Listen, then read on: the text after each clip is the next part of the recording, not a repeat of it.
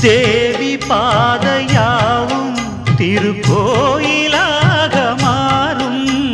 பார்வை ஏற்றும் தீபம் உந்தன் வார்த்தை வேதமாகும். கண்கள் எழுதும் நாளும் புது காதல் ஓவியம். பெண்ணின் நாணம் பூசும் அதில் வண்ணம் ஆயிரம்.